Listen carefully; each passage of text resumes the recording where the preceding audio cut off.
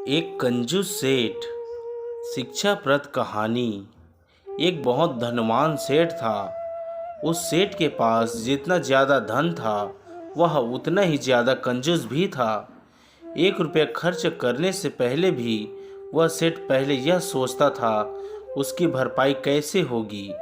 कभी अगर थोड़े पैसे खर्च भी हो जाएं तो उसे रात को नींद नहीं आती थी।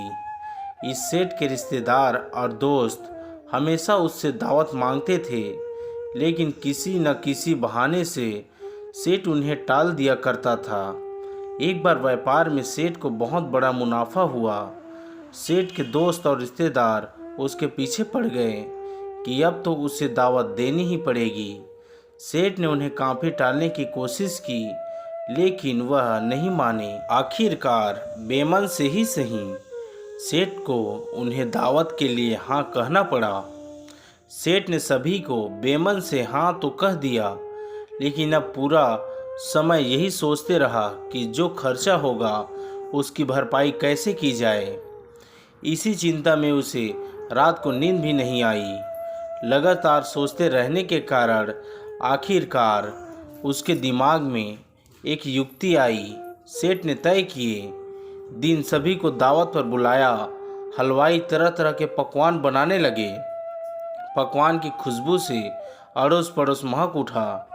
एक तरफ जहां सभी लोग पकवानों की खुशबू में खोए हुए थे, दूसरी तरफ सेठ ने अपने नौकरों को बोलकर सभी के चप्पल और जूते बोरों में भरवा कर रख लिया और शहर में व्यापारी के पास गिरवी रखवाने के लिए बोल दिया।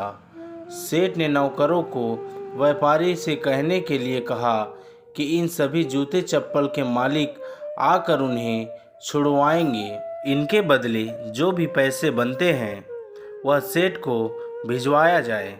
व्यापारी ने सेठ की बात मानते हुए सभी जूते चप्पलों को गिरवी रख लिया और उनके बदले में अच्छी रकम सेठ को भिजवा दी। इस बात से अनजान सभी रिश्तेदार और दोस्त सेठ के घर स्वादिष्ट भोजन करने में मग्न थे। जब कोई भी खाने की तारीफ करता तो सेठ मुस्कुराकर कहता, यह तो आपके ही चरणों का प्रसाद है।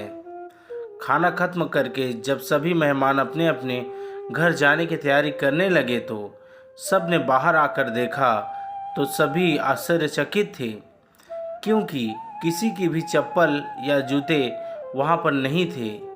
सभी सोच में पड़ गए कि इतने सारे जूते चप्पल कहाँ जा सकते हैं।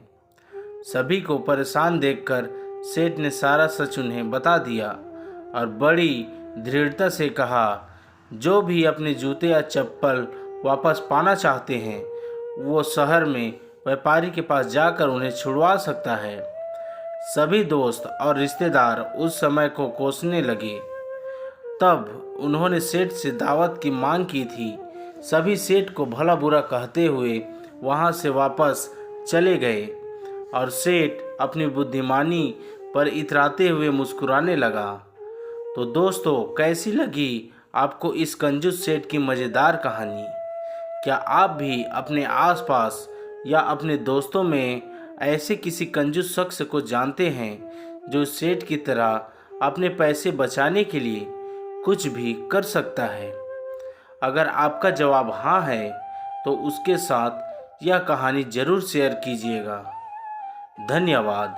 मिलते हैं और भी ऐसे ही मज़ेदार और ज्ञानवर्धक कहानी में।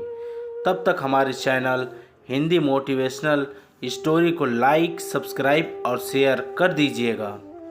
धन्यवाद।